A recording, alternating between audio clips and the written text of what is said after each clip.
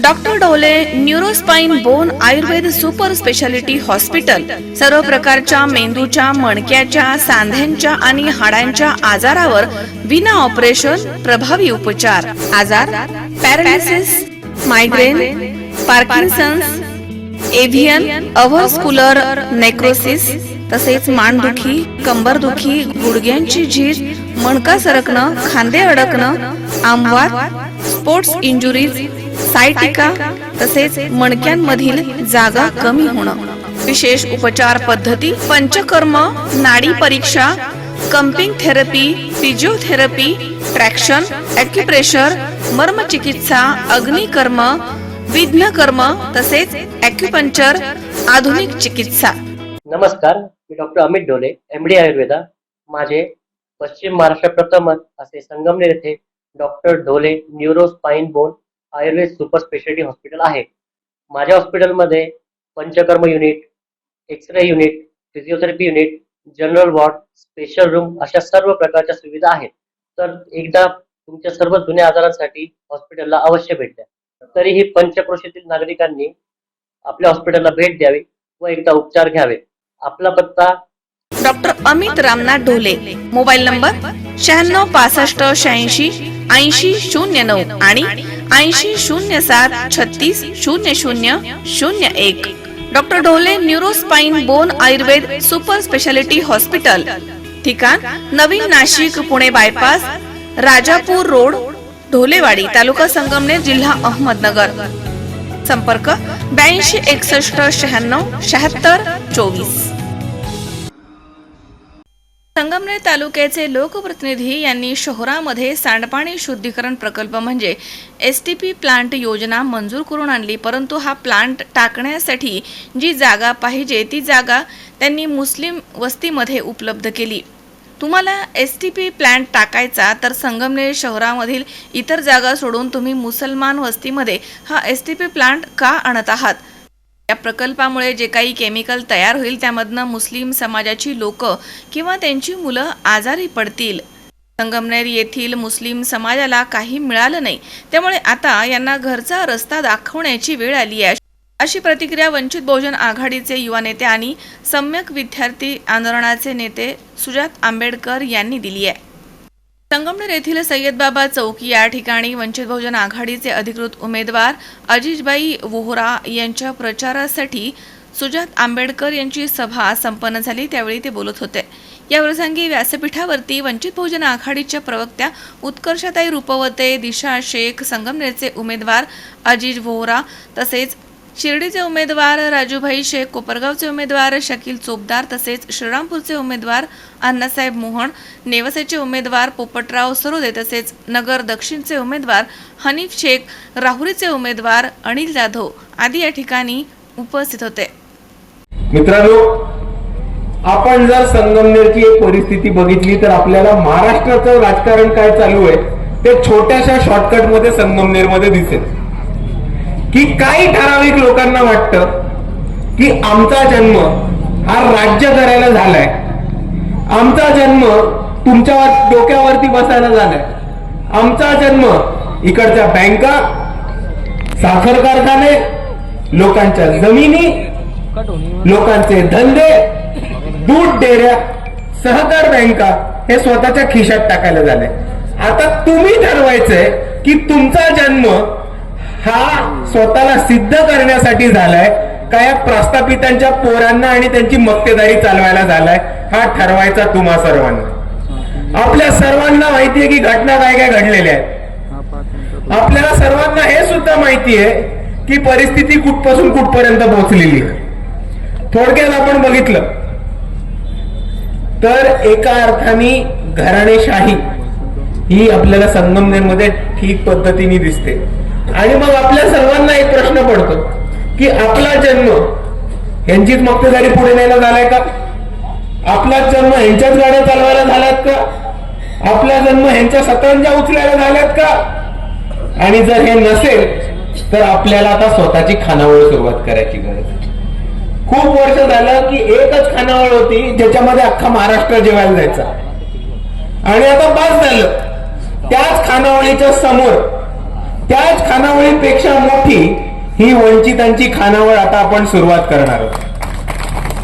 आणि ह्या खानावळीचा एकच संदेश होता, एकच निरोप होता की या खानावळीमध्ये ताट आपलं, वाटी आपली, भाकरी आपली, भात आपला, रस्सा आपला, त्याची कढई आपली, स्वयंपाक बनवणारा आपला, वाढपी आपला, अन्नात येणारं जेवण पण आपलं, बोकड पण आपलं आणि गोष्ट पण आपलं. आणि ह्या पद्धतीने जर आपल्याला वाटायचं असेल, या पद्धतीने जर आपल्याला आपलाच वाढपी, आपलंच ताट उभं करायचं असेल आणि दुसऱ्याच्या फेकलेल्या भाकरांवरती जगायचं नसेल, तर आपल्याला स्वतःच्या हक्काची, आपल्याला स्वतःच्या मालकीची, आपल्याला स्वतःच्या बरोबर उभी राहणारी एक सत्ता उभी करायला लागणार आहे. आणि त्याच्यासाठी आपल्या सर्वांसमोर एकच पर्याय, तो म्हणजे स्वतःच्या हक्काच्या माणसाला मतदान करा, दुसऱ्या कोणालाही मतदान नका. आपल्या संगमनेर मधली घटना आहे.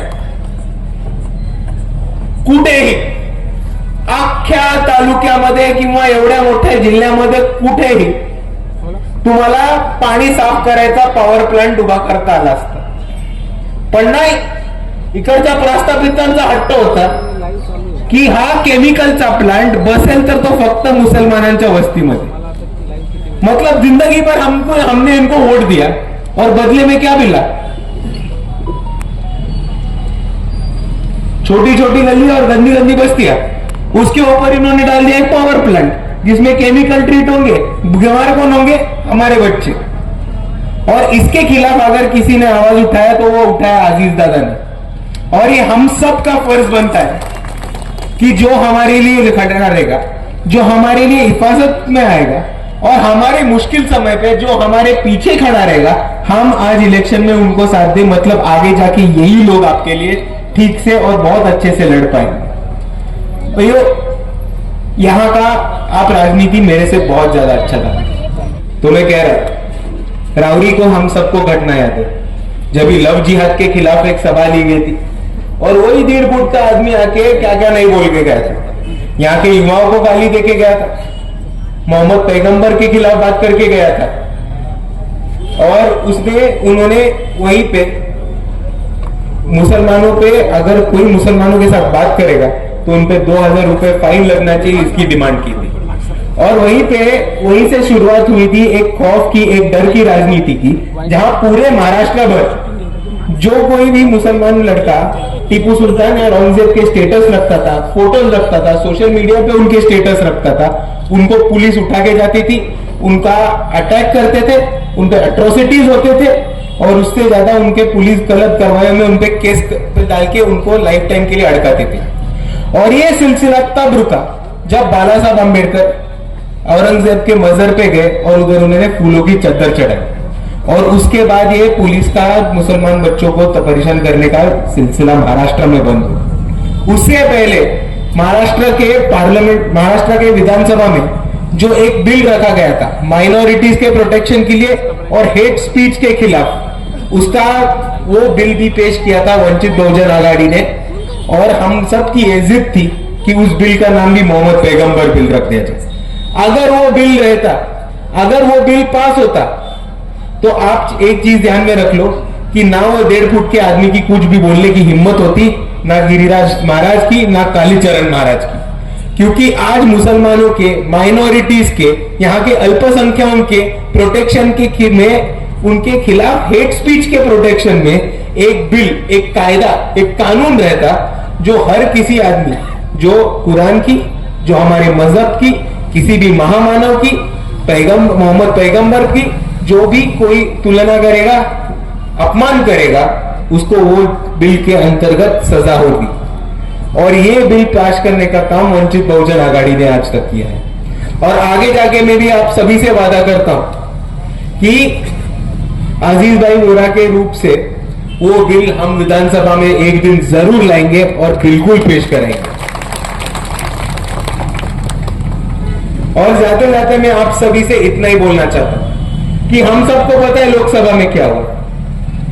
हम सबको पता है कि डिसाइड हुआ था, तय हुआ था कि लोकसभा में इंडिया अलायंस को चलाना है. लोकसभा में बीजेपी को हराने के लिए इंडिया अलायंस को चलाना है, चला है अभी। महाराष्ट्र में तो बहुत अच्छे नंबर से इंडिया अलायंस के नेता चुन के आ गए, लेकिन आगे क्या हुआ? जब SC/ST एक्ट में क्रीमी लेयर का मुद्दा आया, कितनों ने आवाज उठाया? एक ने भी नहीं। जब SC/ST एक्ट में क्लासिफिकेशन या वर्गीकरण का मुद्दा आया, कितनों ने आवाज उठाया? एक भी आदमी ने नहीं। जब हमारी वक्फ बोर्ड का मुद्दा विधानसभा में आया, तब कितने लोगों ने आवाज उठाया? एक भी आदमी ने नहीं। भैया ध्यान से सुन लो, गलती उनकी नहीं है, गलती उनकी बिल्कुल नहीं है, गलती अपनी है। गलती हमारी है कि हमने वक्फ बोर्ड बचाने का भरोसा इन लोगों पे किया जिन्होंने बाबरी ही हमारी शहीद की थी। तो आज अगर हमको एक मुसलमानों की, मजलूमों की, दलितों की, वंचितों की, आदिवासियों की, अनुसूचित जातियों की, भटकी विमुक्तों की और तमाम वंचितों की अगर एक सरकार सत्ता बनानी हो, तो आपको एक ही ऑप्शन है, एक ही उपाय है, वो मतलब वंचित बहुजन आघाड़ी और आजीज दादा वोरा। और इसीलिए मैं जाते जाते आप सभी से यही तहे दिल से गुजारिश करना चाहूंगा कि आने वाले वक्त में ऐसे आदमी को आप अपना वोट दे जो आपके साथ खड़ा रहेगा। ऐसे आदमी को वोट दे कि अगर उनका पावर प्लांट या केमिकल प्लांट आपके बस्ती में आया तो वो उसको उखाड़ के बाहर डालने की ताकत रखे। अगर यहाँ के पुलिस घर में घुस के कोबनिंग ऑपरेशन कर रही हो तो एक आदमी आपके लिए खड़ा रहे और आप उसके ऊपर केसेस ले। और यहाँ के प्रास्ताविकाओं के आरे को कार्य करने का जो ताकत रखता है, जो हमारे लिए खड़ा रहता है और मुसीबत के वक्त में हमारे पीछे रहता है, ऐसे ही आदमी को वोट दे और ज्यादा से ज्यादा मतों से गैस सिलेंडर को जिताए। इतना मैं आप सभी से गुजारिश करता हूं और मेरे 2 शब्द रोकता हूं। जय भीम, खुदा। उमेदवारी दिलेली आहे आणि निश्चितच जे वारं आता बदलत आहे ते वंचित बहुजन आघाडीच्या दिशेने बदलत आहे असं मला पूर्ण खात्री आहे। या विजय संकल्प सभेसाठी उपस्थित सगळेच मान्यवर, सगळे जिल्हा तालुका अध्यक्ष, आमचे युवकचे अध्यक्ष, सगळ्यांचा नामोल्लेख मी टाळते मुद्दा म्हणून, कारण दादांना वेळ नाही जास्त आणि आपल्याला त्यांचं भाषण ऐकायचं आहे। काही मुद्द्यांवर इथे बोलून मी पुढे सगळ्या पाहुण्यांना इथे पाचारण करणार आहे। वंचित बहुजन आघाडीच्या वतीने जे सगळे उमेदवार आपल्याला आज महाराष्ट्रामध्ये दिसत आहेत, तुम्ही जर त्यांची यादी उचलून बघितलं तर तुम्हाला नवल वाटेल की एका बाजूला प्रस्थापित पक्ष हे फक्त एका विशिष्ट जाती समुदायाला आरक्षण बचाव म्हणणारे हे सगळे लोक जे आहेत एका विशिष्ट जाती समूहाला पुढे नेत असताना प्रत्येक वंचित घटकामधल्या माणसांना, कार्यकर्त्यांना, उमेदवारांना इथे स्थान देणारा, प्रतिनिधित्व देणारा हा एकमेव पक्ष म्हणजे आज वंचित बहुजन आघाडी म्हणून आहे। तुम्ही कुठल्याही पक्षाची उमेदवारांची यादी उचलून बघा, तुम्हाला त्याच्यामध्ये स्पष्ट दिसेल कुठले मुद्दे घेऊन पुढे जात आहोत। कालच आढळले बाळासाहेबांच्या उपस्थितीमध्ये वंचित बहुजन आघाडीचा जो जाहीरनामा आहे किंवा आम्ही काय वचन जनतेला देत आहोत त्याबद्दल खूप सविस्तर माहिती दिलेली। माझी विनंती आहे की कुठलाही मत देण्याच्या आधी आपण सगळ्यांनी कृपया तो जाहीरनामा वाचावा। सगळ्या संकेतस्थळांवरती, सगळ्या सोशल मीडियावरती तो आहे, त्याच्यामध्ये काही ठळक मुद्दे आहेत जे मी इथे मांडणार आहे।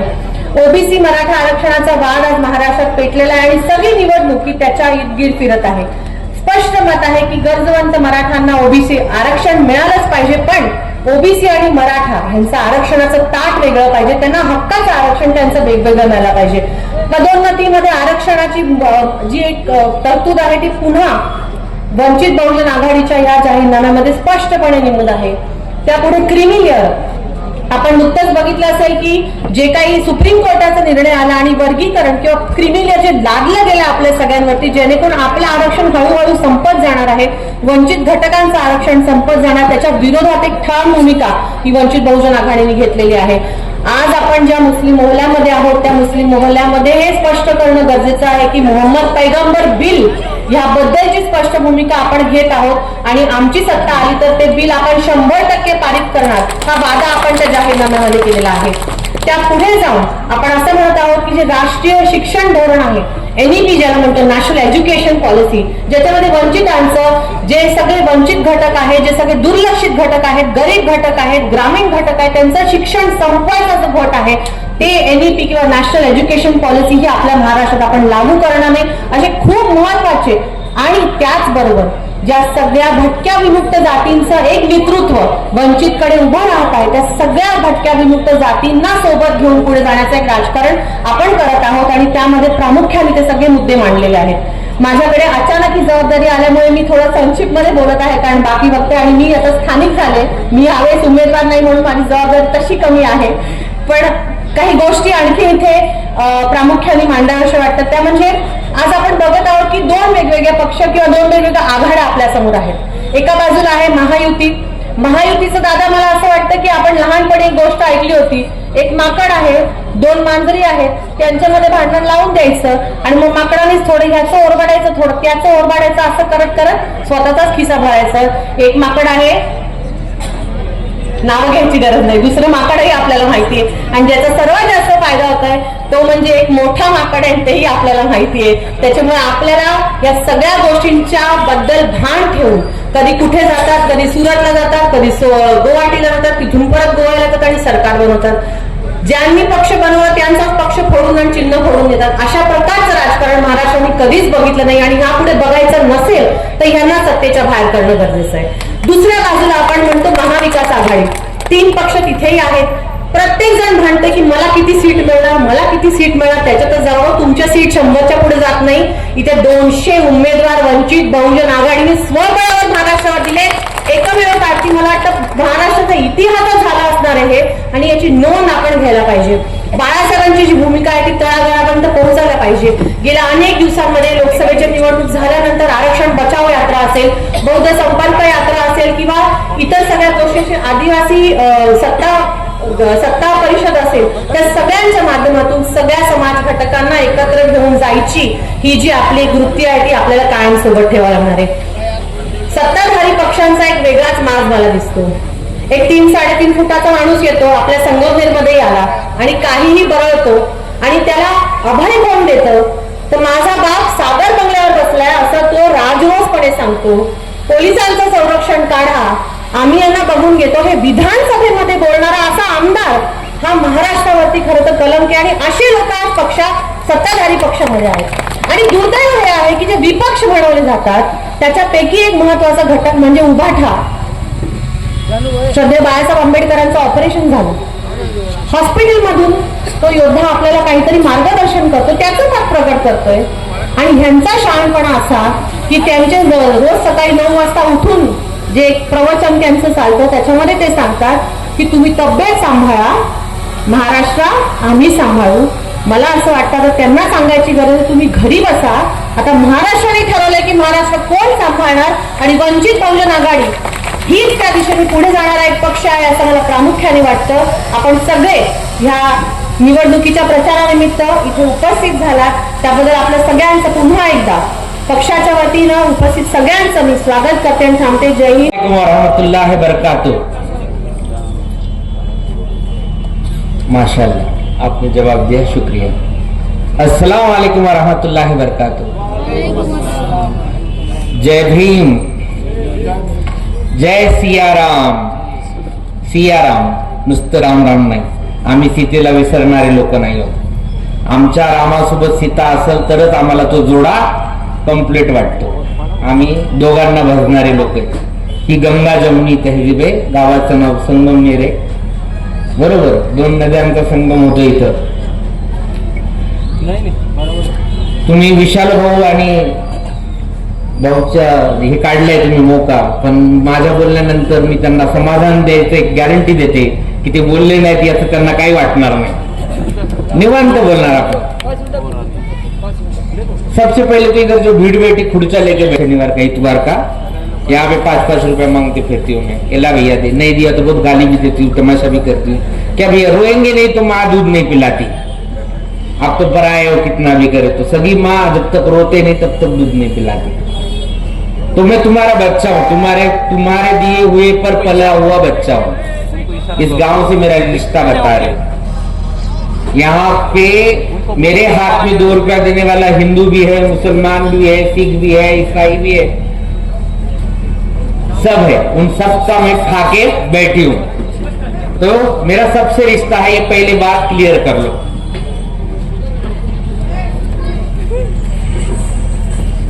ये गांव में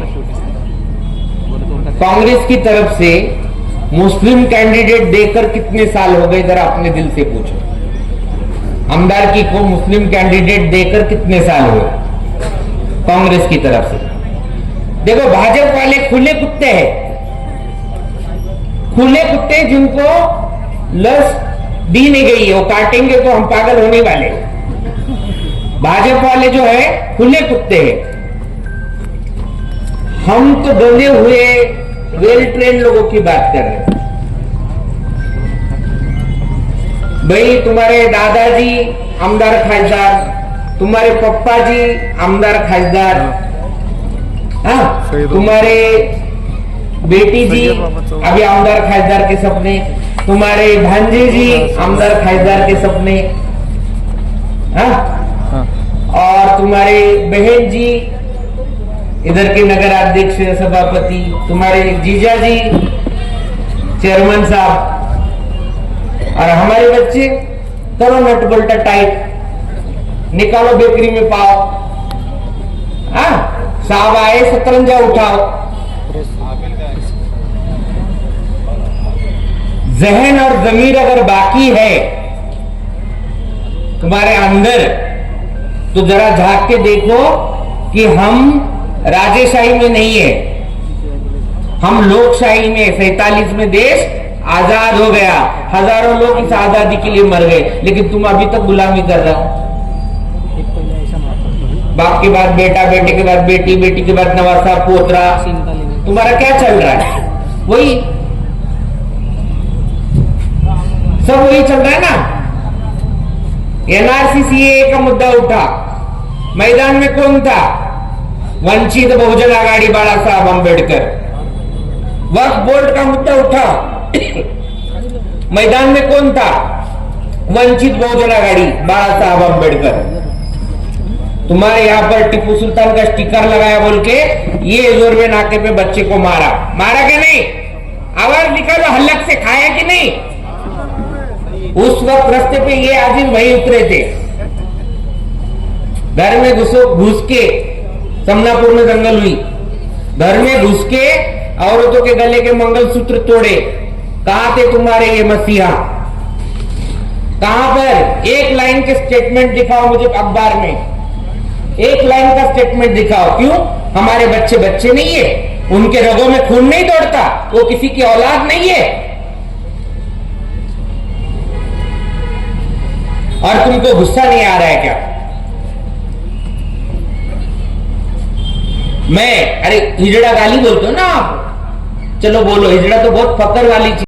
मंचावर उपस्थित सर्व मान्यवर यांचं मी स्वागत करतो। मित्रांनो, आज या ठिकाणी वंचित बहुजन आघाडीच्या माध्यमातून श्रद्धेय बाळासाहेब आंबेडकर यांनी मला जी उमेदवारी दिलेली आहे, संगमनेर विधानसभा 217, मी सर्वप्रथम आमच्या पक्षाचे सर्व पदाधिकारी आणि नेते श्रद्धेय बाळासाहेब आंबेडकर या सर्वांचे मी आभार मानतो। आज या निमित्ताने मला या ठिकाणी उमेदवारी करण्याची संधी दिलेली आहे। आता सुजात दादांना औरंगाबादला सुद्धा सभा आहे, आता ते नाशिकची सभा करून आलेले आहे आणि जुन्नरची पण सभा केलेली आहे।